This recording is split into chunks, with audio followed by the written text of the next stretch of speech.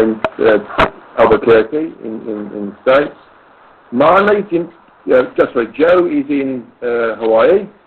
Nikki Gordon's in Birmingham. Marley, do you want to explain where you are at all?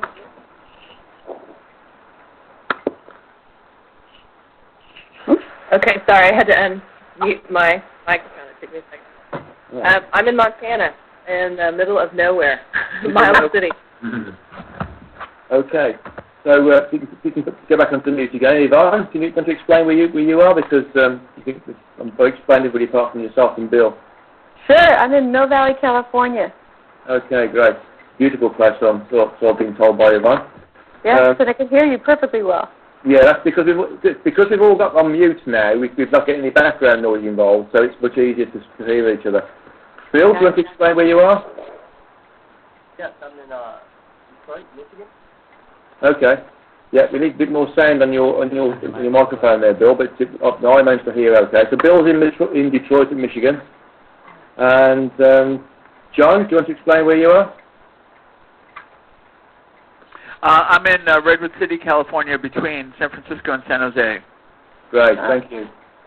And Ryan, do you want to explain where you are? Sure, I'm in Malibu, California, right on the water. Fantastic. Okay, so apart from technical issues, we're now missing Scott and Joy and Eleanor and Cinnamon and Jane, who weren't dialing in anyway, apart from gather here. We've missed Shelley and Sherry. I might try and get those back if I can. In a moment. Oh, they've both gone. Okay, Sherry's gone offline. Okay.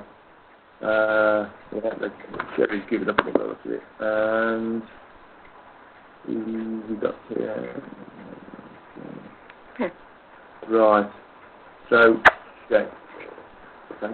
Okay, so we'll carry with who's here right now. Okay. So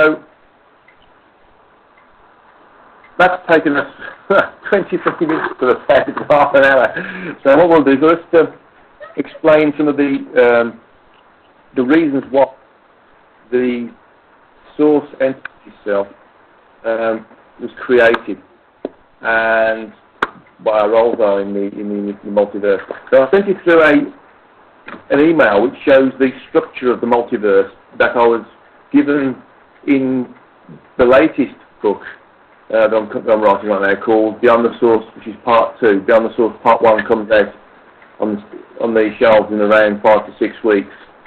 But in essence, there's a PDF file there, and it's called the Source Entity Multiverse. And that shows you in two ways how I've recently understood the multiverse to exist.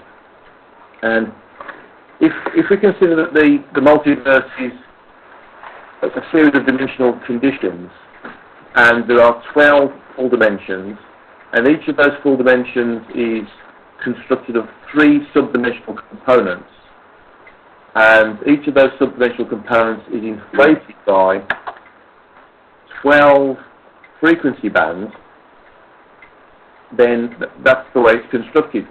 The only issue is that we exist on the very lowest full dimension.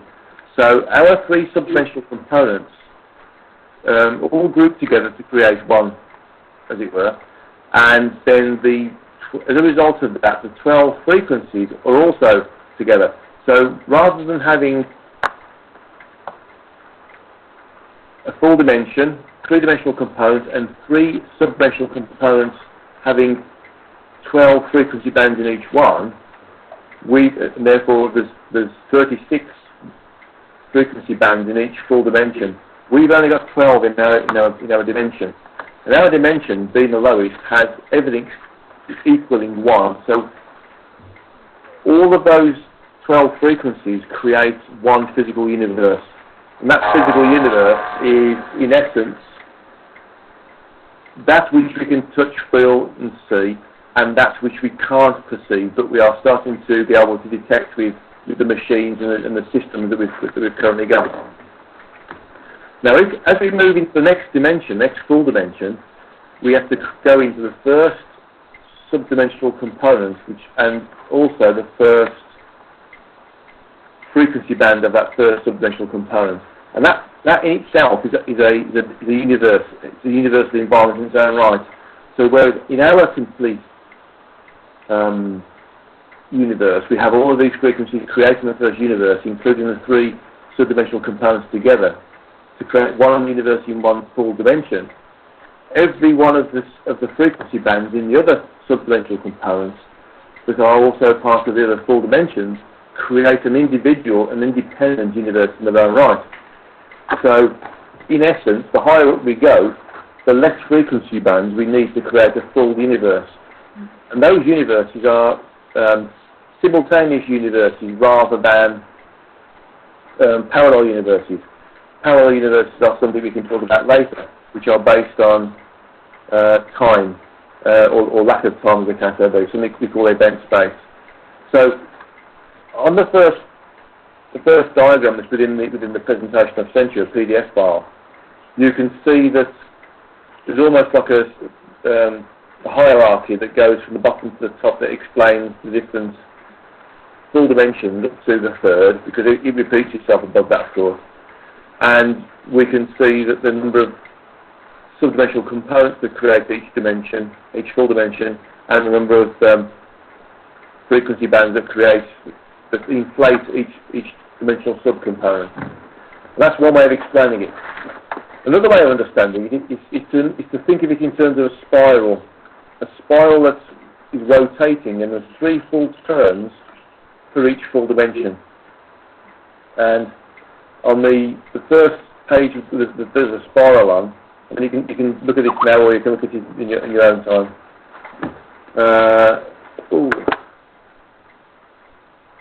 Yes, which slide number? Good question. Thanks, Joe. Joe just asked which slide number we should be looking at, and I think I'm going to have to look at it myself as well. It's all being done by memory, this is, so I apologise for that.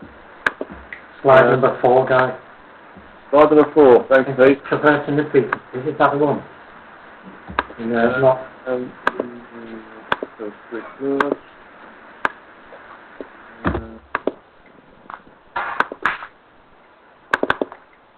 Okay.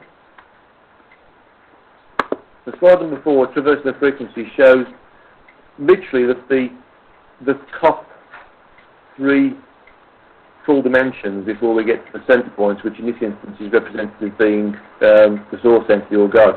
If you go to slide 5, it's much more complicated because it includes all of the 12 full dimensions and the 3 subdimensional components and the 36 frequencies involved with that. So you can see if an entity is evolving, they may go from the start point, if they want to come down to our level, that is, and then they can keep going down through the frequencies, rotating in a smaller and smaller circle until they eventually get to the source entity.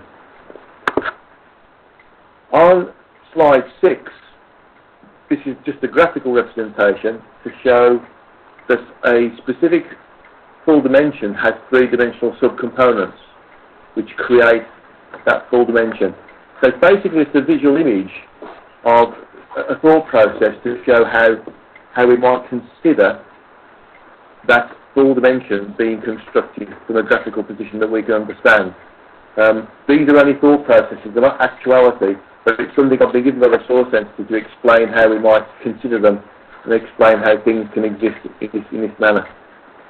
Slide 7 shows you how each of the subdimensional components are inflated by the 12 frequencies, and you can see that the first subdimensional component of the second full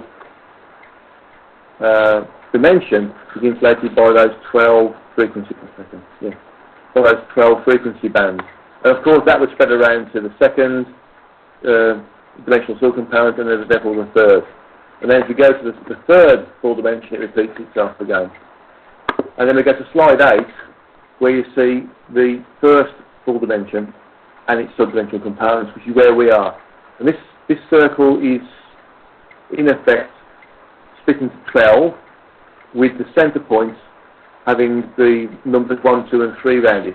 And this is to indicate, in essence, But this full dimension is constructed of the three subdimensional components, and they all equal one, rather than as we've seen in slides 6 and 7, and being separated out into three parts. So, in actuality, those three subdimensional components, which we would consider to be height, breadth, and width, are actually all there together to help create that first full dimension.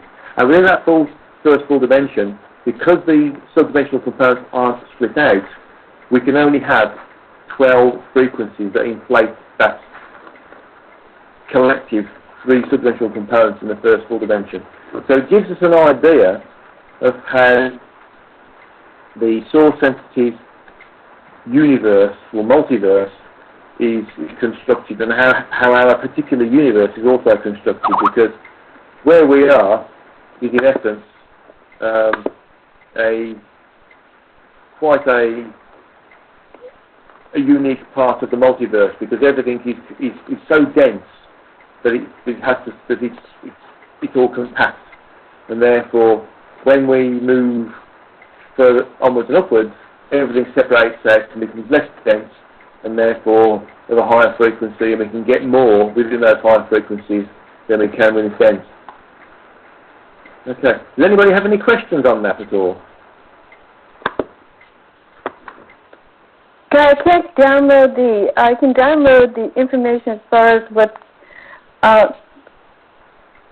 you're telling us, but I don't have any, let's see, any graphics at all. Are you showing graphics of what you're talking about as well?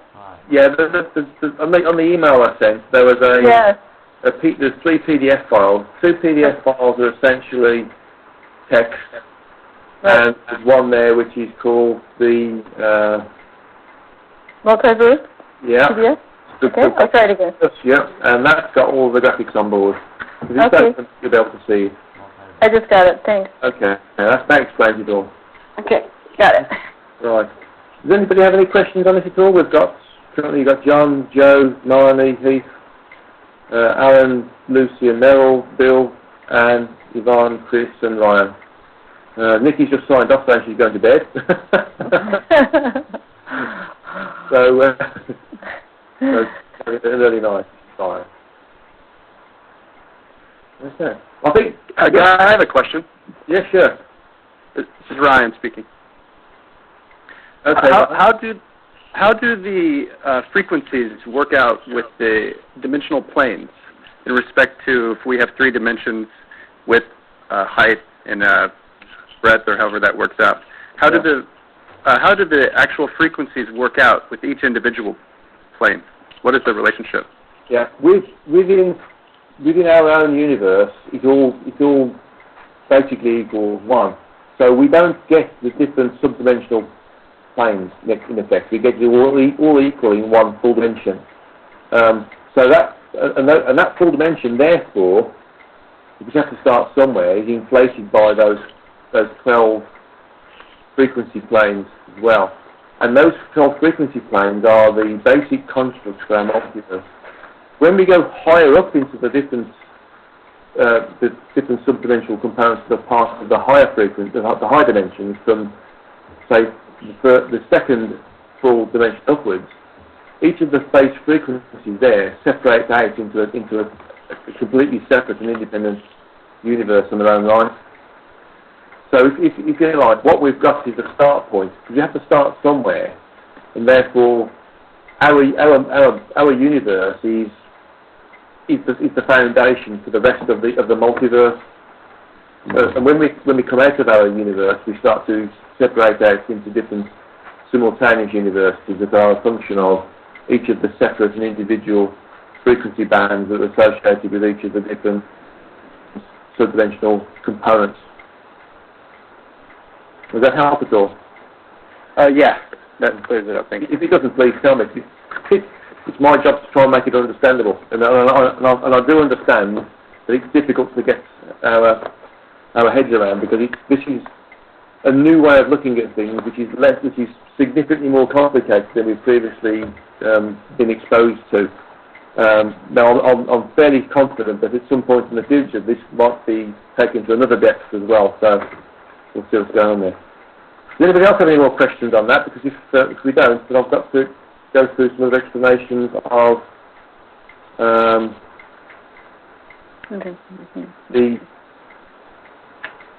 basically our role in the universe within here, and how the source entities would be involved with it. Okay? Okay? No. Right. In terms of the source entities themselves, they were all created by the origin being that entity which was, if you like, self-aware through basically existing for a long, long time. So everything, all of the dimensions, the zones, if you look at the book of the history of God, the frequencies, subdimensional components, energies, everything that's out there was basically inert and inactive. And after a long, long period of time, it gained its own sentience. And that sentience called itself the origin eventually. Specifically with myself, it called itself the origin. And it decided to try and accelerate its own learning because it experienced various different things when it delved into the different dimensional levels and frequencies that it itself is. In essence, it created 12 versions of itself at first to try and accelerate its own evolutionary content, but that failed, so it created 12 source entities instead. And it created those 12 source entities within its own sphere of self-awareness. The previous experiment with the 12 origins, which failed, was outside of its own sphere of self-awareness. This sphere of self-awareness being a small percentage of 1% of the mass that it also the area that it is. And each of those source entities, when they became self-aware themselves, was advised of their reason to be and their expectation to go out there and do anything they can do to evolve. And a particular source entity decided to create a multiverse and populate it with billions of individual entities that are, in effect, smaller units of itself. Everything that's created is a smaller unit of itself in our universe. So we're all small units of God, going to put that. And our role as well is also to go out there and experience the minute detail that's available in the source entity's multiverse and learn from that experience and evolve as a result of that.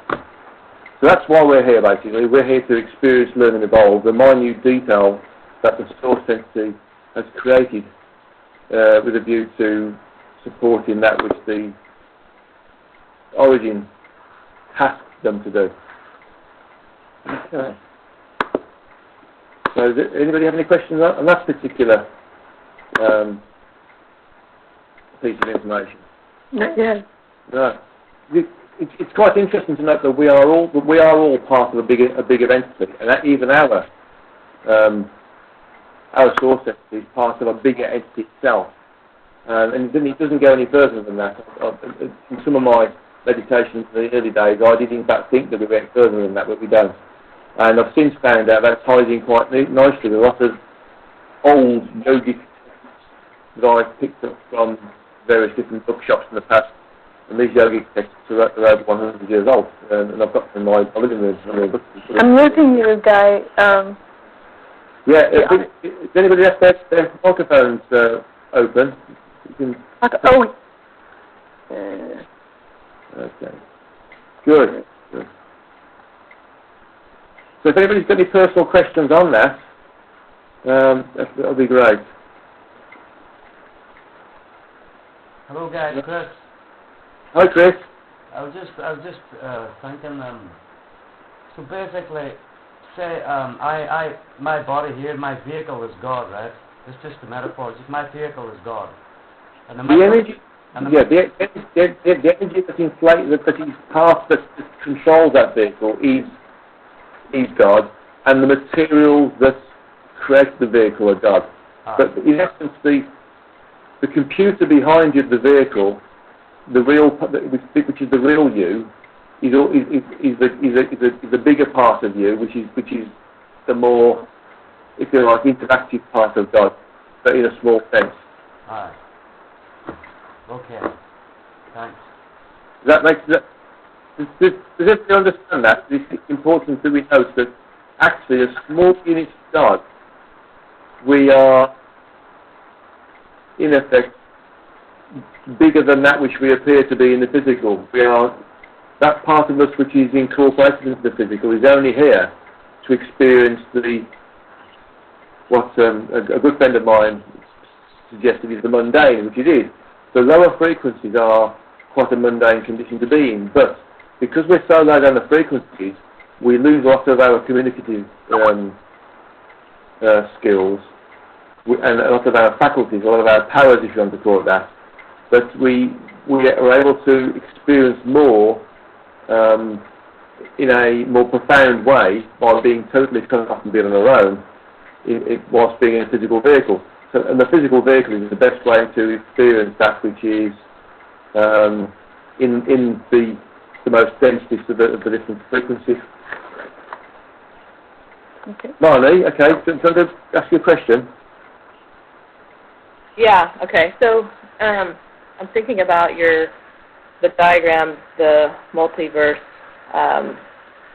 Sorry, I wanted to look at it while I was also asking this question, but I minimized it, and I'm too retarded to figure out how to get it back up. So, I'm going to minimize icon.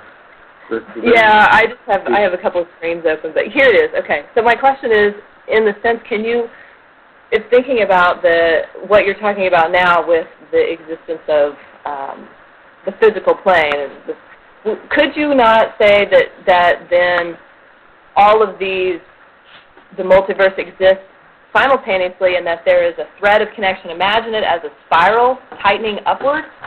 Does that make any sense? Where everything is connected from the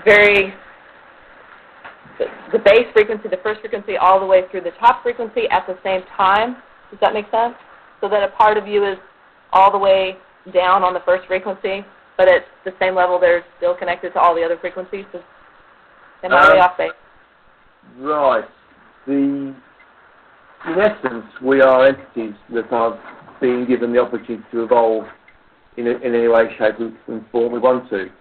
And the frequencies that we can access are a result of our evolutionary content that we've accrued over our existence. Now, we've all been in existence for the same length of time. If we want to use a word which doesn't describe anything as such, but it's how we've accrued that evolutionary content that specifies, in essence, which frequency band we can access, where we can go to. And so, if you think about where we are, there are entities on the Earth right now who are incarnate entities in human bodies, but their energies, that part of them that is from a higher, that part of them that's got their higher self, could in essence be from the 127th level, for instance, which would be well above into the fifth, basically into the fifth full dimension. So they can be quite high from that perspective. But the further down the dimensions, and therefore the frequencies they come, they need to protect themselves so that they don't lose their, or we don't lose our abilities in effect. How do they protect themselves? It's Yvonne in California. They have an energy shield around them. Yeah, that's right, absolutely. In effect, we create a vehicle. If you think about when we go underwater, we create a submarine. We build a submarine to create a microcosm of our environment so we can exist underwater.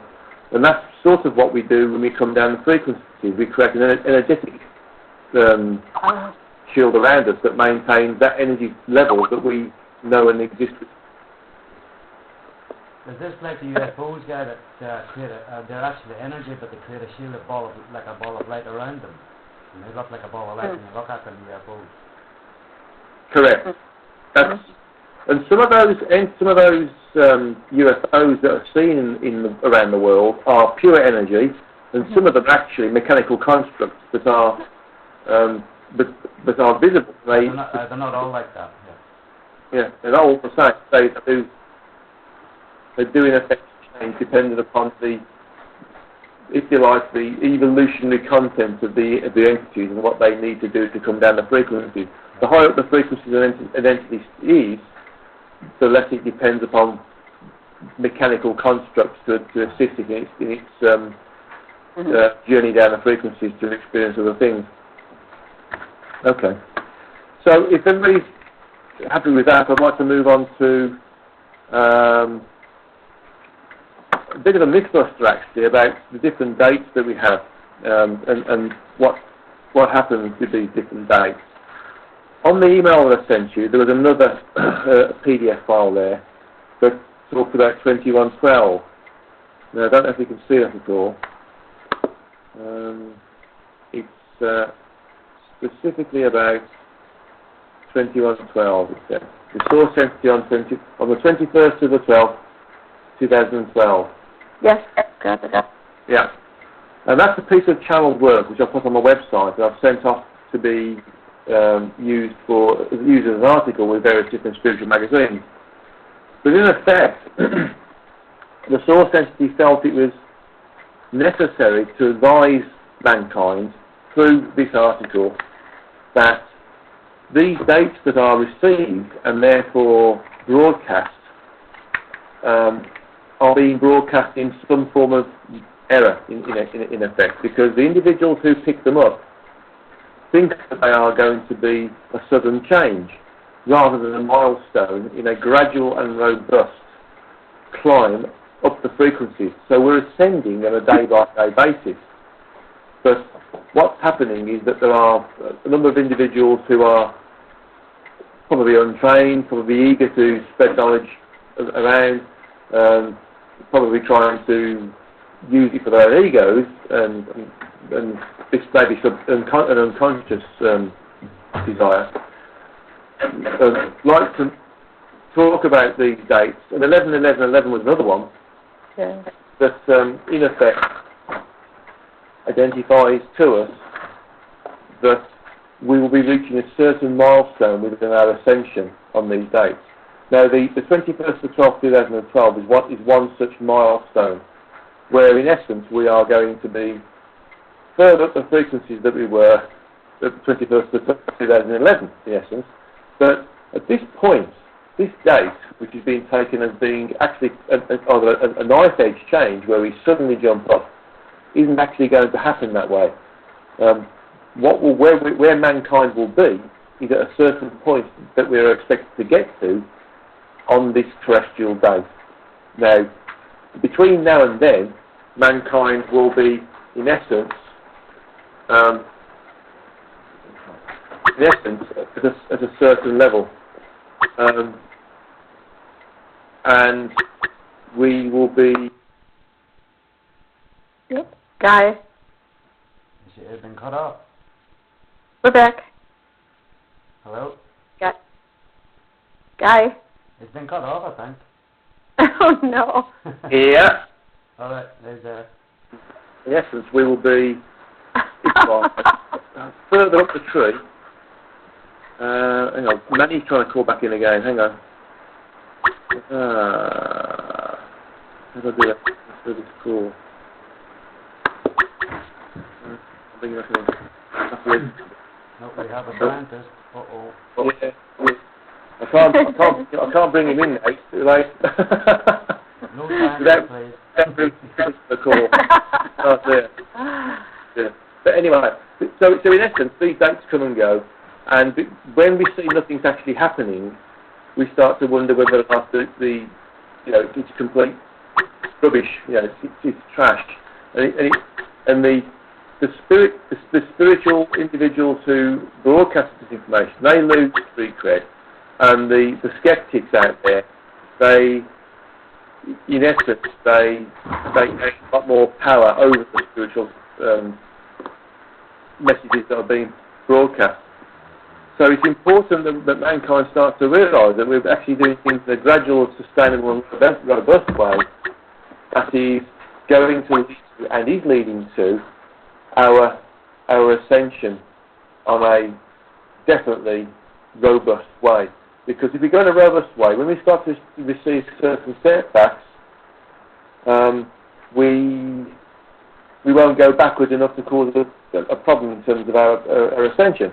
We'll have if you like, an average that is making sure that we still rise up to the frequencies. If we have a knife edge, we can just as easily slip down that knife edge as we can go up the knife edge.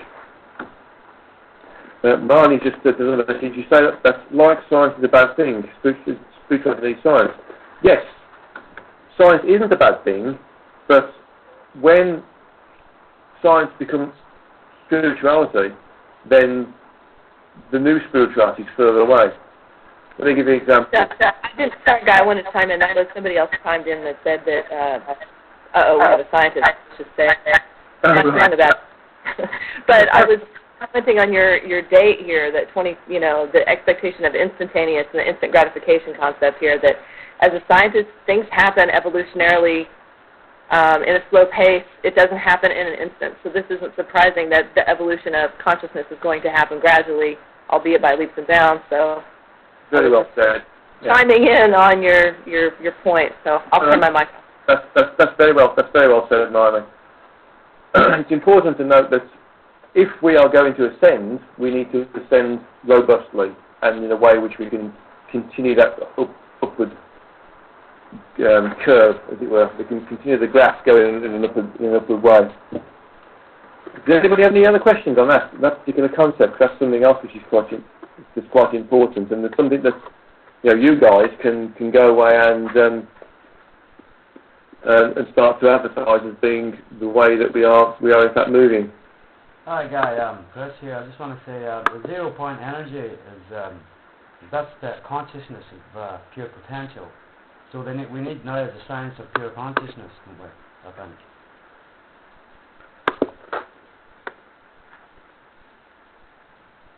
Yeah. Do you want to explain to the rest of the guys what 0 point energy is, Chris? The 0 point energy is this pure sentient being, consciousness, God, if you will, aware of itself. This is my theory now, right? And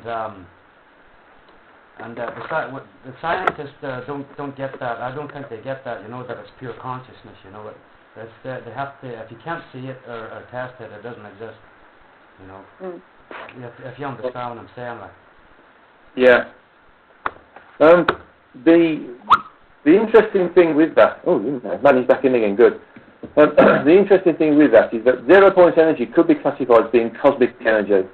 It's energy which is out there in the multiverse and is therefore part of the source entity and is there to be taken, provided we have the right level of technology and the right intention with that technology to be able to do it without using it for, evil is one way of saying it, basically. But in essence... So it's energy not aware of itself? Yeah, in effect, yeah. And there is, although, please note that any energy, given enough time, has the capability to, within the right, if it has the right level of density, to have and create its own level of self-energy. Right, I see. Thanks. Okay. Right. Does anybody else have any other questions on that particular subject? Because if not, I want to move on to the function of triangulation for about 5 minutes, and then I want to do a 10-minute meditation towards the end, but I'm going to lead you through some visual concepts for you. Okay? Okay. So triangulation is something which is an extremely important concept, because it's the way in which those who are more aware, those who are self-aware, those who are of a higher frequency can affect those around them by merely being in their presence. And in the case of groups of individuals who are more highly aware, if those groups want to be in contact with each other, then those who are on the direct line of those groups can also be affected by the intention and how the energy is affected through that intention as well. So that's the first type of triangulation, something called directional triangulation. And on one of the emails that I sent you, there was a page there that talks about triangulation. The first one is directional triangulation, where we have where we simply have the those who are in between two groups of high frequency individuals.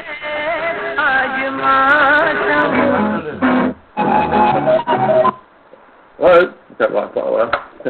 Where we have groups of people or individuals who are of a higher frequency, affecting those in between them and the next group as well. And they also start to rise. They won't be at the same level, but they'll certainly be of a higher frequency when they're affected by the intention. Now, in between these individuals is something called free energy. And this free energy is energy that is specifically interested in being involved or being around evolutionary content. And it seeks out evolutionary content between groups of individuals or singular individuals who are increasing their evolutionary content and therefore increasing in frequency. So in doing that, it sets up a link between these two groups of higher frequency individuals who are starting to collectively, in a group, rise up to the frequencies. There's also an inflational level of triangulation where if we have more than two groups, we have say 3 groups, and I'll use the geometry of the triangle to explain this, where not only do you get the directional triangulation occurring between those individuals in between the groups of individuals who are gaining higher evolutionary content are also affected, but also the area in between them is also being affected.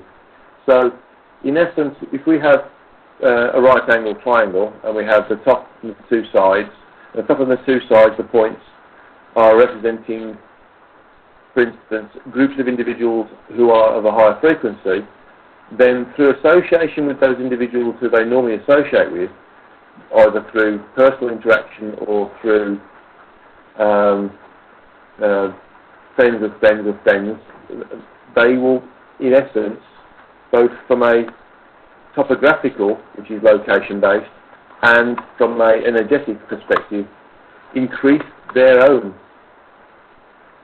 frequency base and evolutionary content as a result of being within that triangulated area. Does anybody have any questions on that? Because it explains it better on the PDF file I've given you on that. But in essence, it's saying that even with this meeting right now that we're having, this telephone conference meeting right now, that those who are involved with us and those who are part of this meeting are also affecting a triangulation effect as well. So across the globe, the UK, across the Hawaii, and various parts of the US, we're also starting to create a triangulation effect simply because we're all in contact with each other within the same event space. Hi, guy. I wanted to ask you a question on that. Oh, one moment, Chris. I think John just sent me a... okay. John? So, Guy, this would explain when you're in the presence of certain gurus or teachers, some people appear to have this awakening experience, and the teacher will say, well, it didn't happen, I didn't give it to you, but there seems to be an activation of frequency when you're hanging around people like that. So is that what the triangulation is referring to, that when you're in the presence of a higher vibration, your vibration will activate at a higher frequency? Yeah, yes. That's an extremely localized version of it. That's, if you like, it's a one-to-one triangulation effect where, in essence, the frequency, the increase in frequencies is transmitted from the guru to the students very simply and quickly because of the very close location of those two individuals, i.e., being in the same room, for instance. Right, right. And so it's a really very, very close and localized version of triangulation, well, of direct triangulation. Yes, it is. Yeah. And you might also within there are certain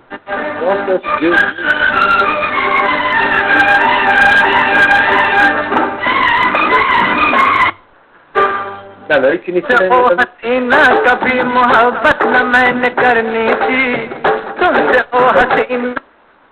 Melanie, can you turn your microphone off or put it on mute, please? Great, thank you. So, if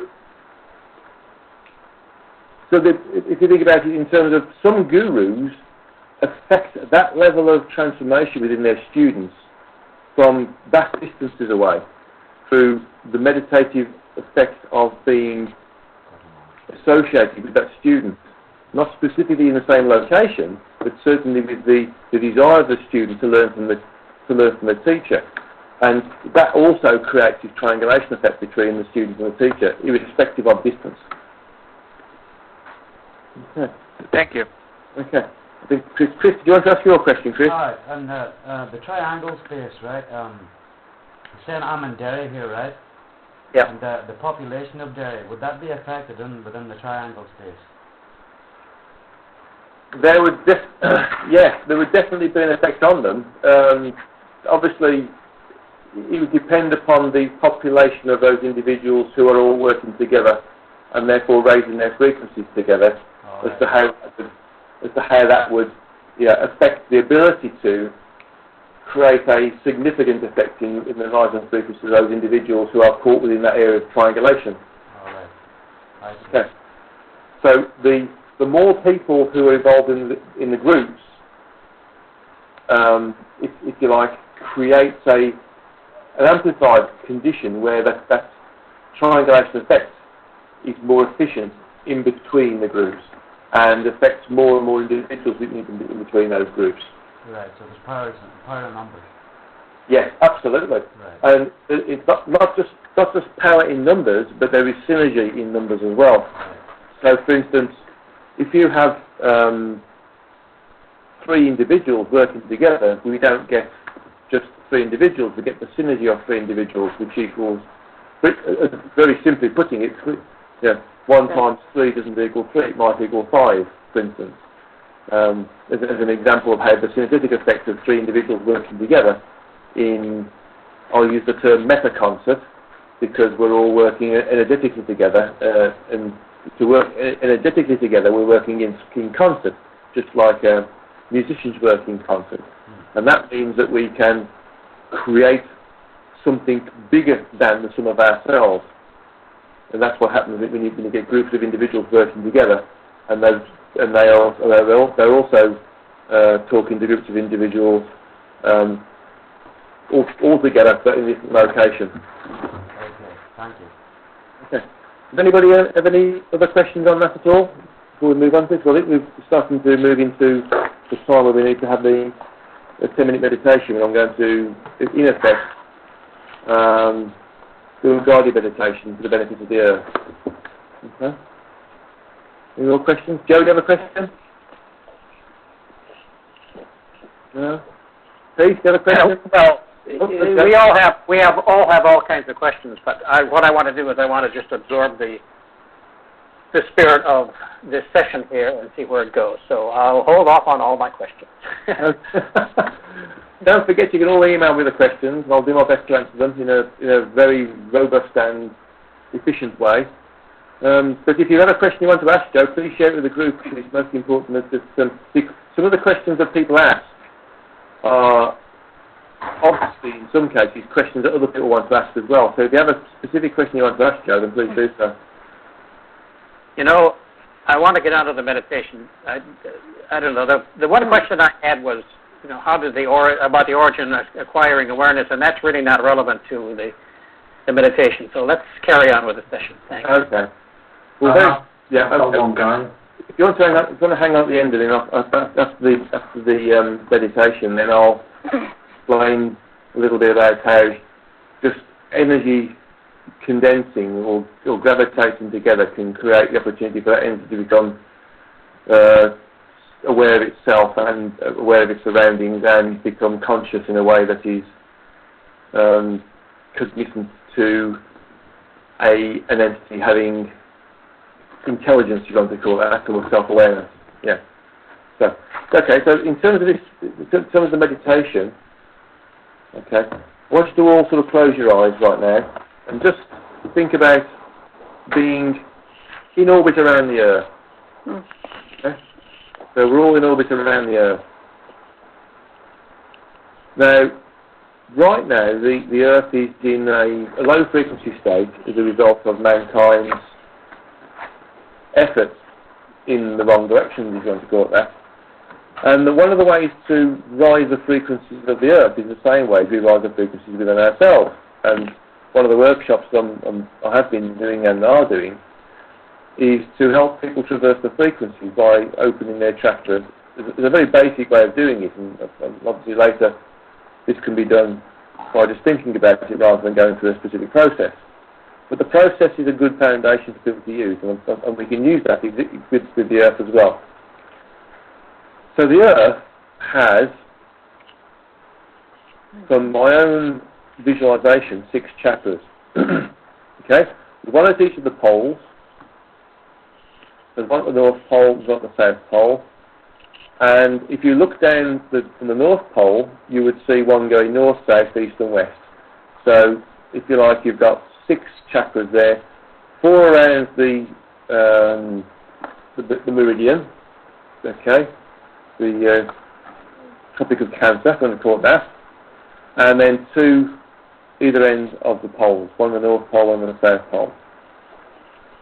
And those are the 6 chakras. And there are currently, in these areas, evidence of, and we're starting to pick up this evidence of, areas of civilization that is ancient, where mankind, in its previous levels of frequency and levels of civilization, have worked with those chakras and existed within the locale of those chakras to take energy from and work with the energies that are produced within those areas of the Earth. So right now they're closed down because of the low frequencies of the Earth. So let's think of ourselves as being outside in orbit around the Earth, and we're just visualising these 4 chakras around the Tropic of Cancer, around the centre of the Earth, and at each end of the poles. Okay, that's centre point where the Earth rotates around, as it rotates around the Sun. And what I want us to all do at the same time is to send the Earth love, send the Earth respect, and send the Earth higher frequency energy that is currently experiencing by most of the population on the Earth right now. Just imagine that you're sending a beam of light from yourself, from your high vantage point, and it is engulfing the Earth totally. And that beam is fully inflating around the outside of the Earth, like a fog or a mist, if you want to call it that. And that is creating a higher frequency around the Earth. Just think about that. Just concentrate on that for a moment. Okay. It's more of a concentrated thought process than meditation, but if we concentrate specifically on one thing, it can be classified as meditation, because we're meditating on something for good. Okay. Now what I want you to do is imagine that there are, on the top of the North Pole, an area where there is an aperture, a hole, and within that hole there is a chakra, similar to what we see, or what certain aware individuals can see with their mind's eye, or that which is overlaid from their mind's eye onto their physical eyes. And I want you to imagine that chakra growing out of that hole like a wonderful vortices, a wonderful cone full of different vortices of different colours, each rotating in different ways, each representing a different frequency band that particular chakra is able to cope with and resonate with and absorb energy from. Okay? So imagine this cone, this chakra, coming out of the top of the North Pole, and imagine it's coming out about something like half a mile, quite a large chakra, and it's all glowing golden because it's taken on board cosmic energy. And you look inside the top of the chakra, you'll notice lots of little circles, all glistening and glowing and shining and rotating and counter-rotating and pulsating. It's taking on board the energy of the source entity through the multiverse as the medium between the source entity and itself. Okay. Now, if we think about the North and the South Pole, and think of a steel rod between the North and South Pole. We go down this steel rod down to the South Pole. We also have an aperture down there where there's another chakra. And I want us to consider ourselves at the bottom of the South Pole and to extend the Earth chakra from the South Pole, extending it out to half a mile. Okay? Same distance as the first one. That's it, extend it all the way out. All of us thinking about extending chakra, the South Pole chakra for the Earth. And also, if we look at this chakra again, it's glowing gold, and there's lots and lots of different little vortices inside. Vortices would look like ice cream cones, if you like, all little ice cream cones within a bigger cone. And the end of the vortices would have different colours, and you'd start to see swirls of energy, or swirls of light, or swirls of smoke, all going in different directions, different speeds. And some you might see stars in there, some you might see fog in there, some you might just see colour in there, some you might see nothing at all in there. But they're all accessing different frequencies again from that chakra, which is at the top of the Earth. Okay? So that's nicely extended and doing its job. A job that it wasn't doing previously before we got involved. Now, looking at the North Pole chakra and the South Pole chakra, we can start to see that if we rotate the Earth around in our mind's eye, we start to see that we would see 4 others equally spaced around the perimeter of the Earth, from the Tropic of Capricorn, which is the centre point going from north to south. The centre point on the outside of the Earth going from North Pole to South Pole. And if we go to the one that's facing further away from us, okay, if we look down from the top, actually, if we look down from the North Pole downwards, it would look like it was the North point of a compass. And the North Pole chakra would look like the centre point of the pointer. Okay, so let's go for this North area. Okay? And there we can find that there's another hole there in the Earth, where there's another chakra hiding.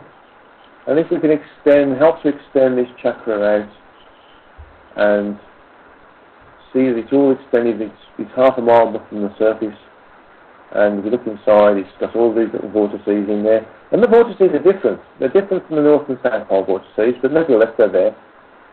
There may be smaller vortices, different colours, different representations in terms of what they're doing, whether they're rotating left or right, or spinning in different conditions, different speeds, different abbreviations in terms of how they appear to us, whether they look like they've got stars in there, or smoke, or galaxies, or nebulae. Some of them look like they've got nothing at all in there. Some of them look like they're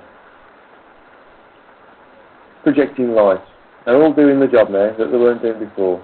And the whole of the chakra itself is golden again. That particular chakra is doing a different role to the other 2 chakras. Each chakra has a different role to do in its own right. But in this instance, the ones around the perimeter are doing a completely different role to the ones on the end of the poles. The ones on the end of the poles are, in effect, equivalent to our base chakra and our crown chakra. Okay? Those energy centers which we have on the human body. Okay. Now then, let's go diametrically opposite to what would be the South Pole on that perimeter. Okay? Not the South Pole as we know it in terms of North and South Poles, in terms of Arctic conditions. It's the one on the Tropic of Cancer. Okay? And we see that on that part of the surface of the Earth, there's another hole there, and there's another chakra which is hidden down that hole. Okay? Let's use our intention again to will that chakra out, make it extend for half a mile above the surface of the Earth, and okay, it's starting to glow golden. If you looked inside the end, you'd see a completely different set of vortices this time.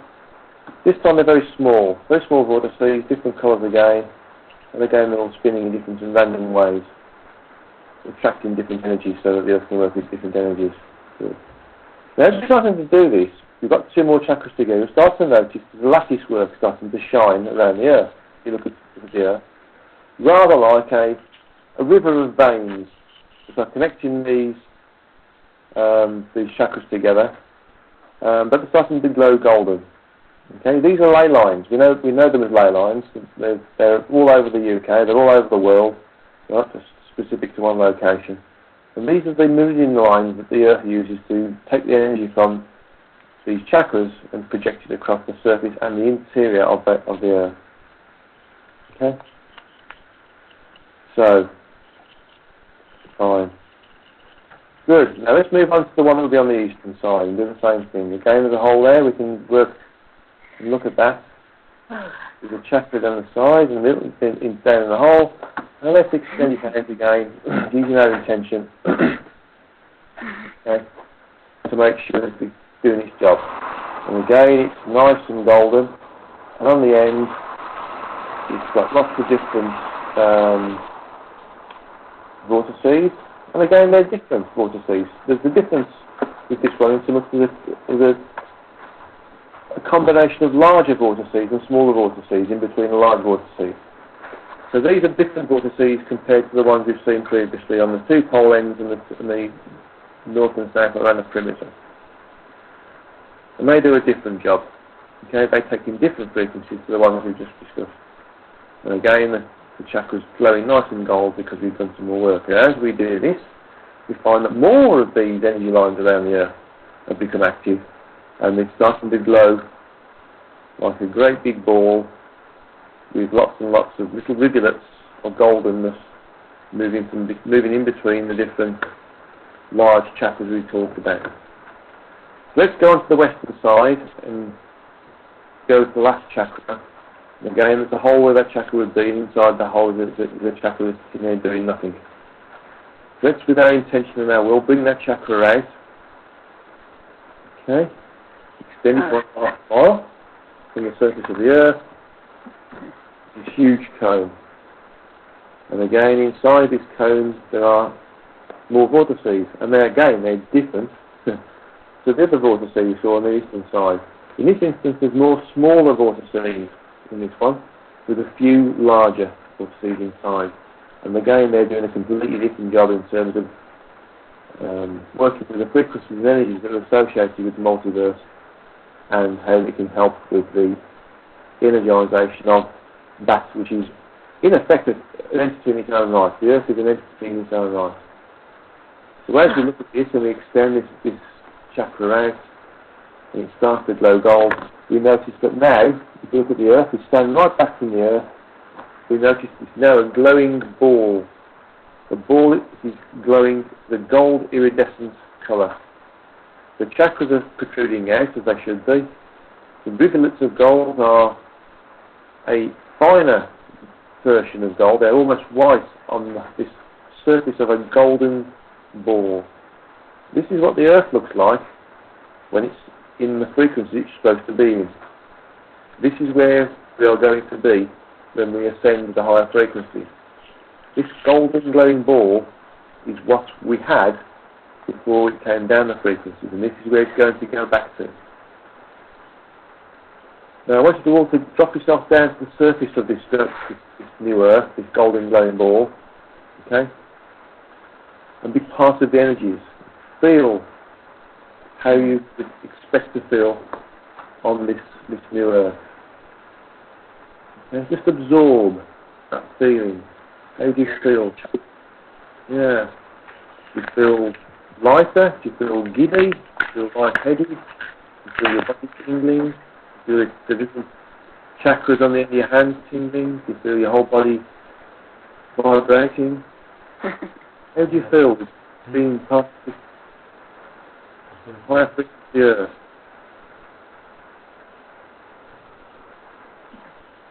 Yeah. Imagine that's where we're going to. That's where we are going. And this work we've just done now has helped the Earth remember, and in some respect, all of those individuals who are incarnate now about the Earth also experience in some way, shape or form that which the Earth is going to become. Okay. So, just put that in a nice little drawer in your mind and in the memory of your mind. Remember it. If you want to, you can hold this ball in between the two palms of your hand, and just just think about it as being in the palm of your hands. Just keep it safe there, or keep it safe in this little drawer in your memory, knowing that it's going to be there always in your mind, in your memory. Okay? So now, start to come back into the room that you're in, and open your eyes, and right. How was that, people? How did you feel with that? I felt a great peace.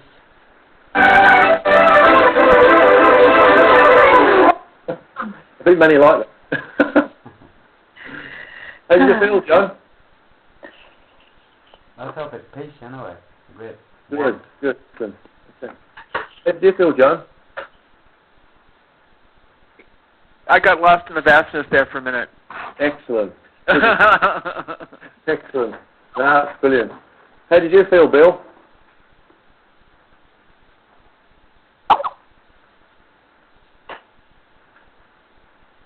Okay. Yeah, couldn't. Yes, Bill, did you hear us? How did you feel after that meditation? No? Okay. Yvonne? Yeah, and lots of energy. Just tons of electrifying energy, dazzled. Yeah, good. Because euphoric.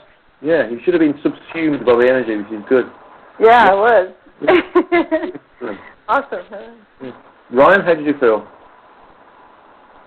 I felt really good. I felt I was tingling all over. Yeah. Excellent stuff. That's good. All of these little responses that you're feeling are actually physical proof that what we've done works. Okay? Excellent. Good. Joe? Guy, I've still got a big smile on my face, and I'm still feeling peaceful. How did you feel, Joe? Well, I felt a connection with everyone, and it was a good exercise in imagination and similar to a different sort of meditation that I do. So, thank you. No, thank you, Joe. Good to hear that sort of feedback. Marnie, how did you feel? I felt fine.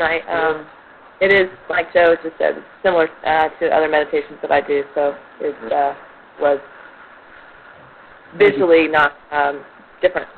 Thank you for that.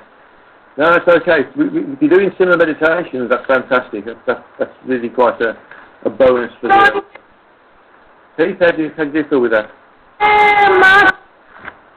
Can you hear me, guys? Yes, sure. Yeah. No, good. To be honest, I got the same feeling from the triangulation thing that you were talking about. Good. That the same sort of lines of connection around the earth, I guess. Very well done. Excellent. Well done. Well Okay. done. Good. And then how did you, Lucy and Meryl, feel? Guy, it was wonderful. And can you hear me? Yes, sure. Yeah. Oh, yes, okay. What an opportunity to visualize our planet in another way for me. And it seems so alive, so real. And it is bringing forth a wonderful love for the planet, but a love that is expressing my connection to it through this visualization, and probably through the triangulation of all of us focusing on that. Mm-hmm. So thank you. Very well said. Excellent. Very well said. Right, well, I think we've come to the end of our time now. After having our little technical issues, we've had probably 10 or 11 people managed to stay on board. Actually, 10 or 11 computers. That is, we've got 3 people with Alan, and we've got 2 people with me here, and so we've had 1, 2, 3, 4, 5, 6, 7, 8, 9, 10, 11, 12, 13, 14, 15. We've had 15 people on board, which is brilliant. Very good. 6.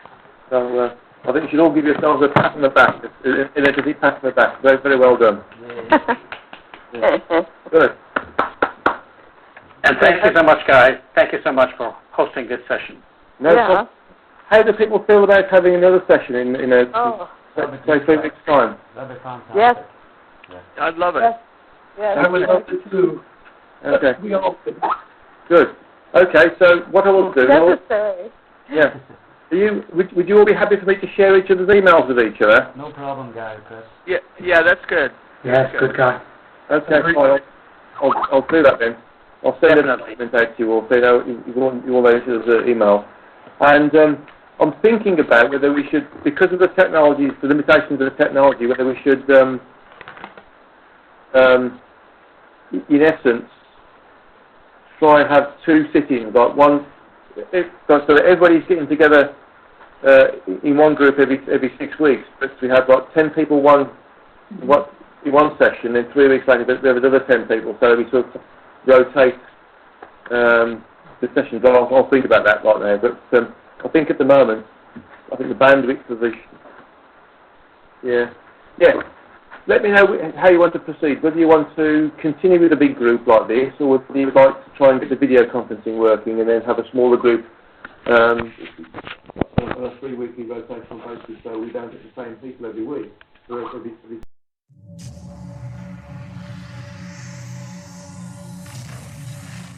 Did you see the aliens in Crete?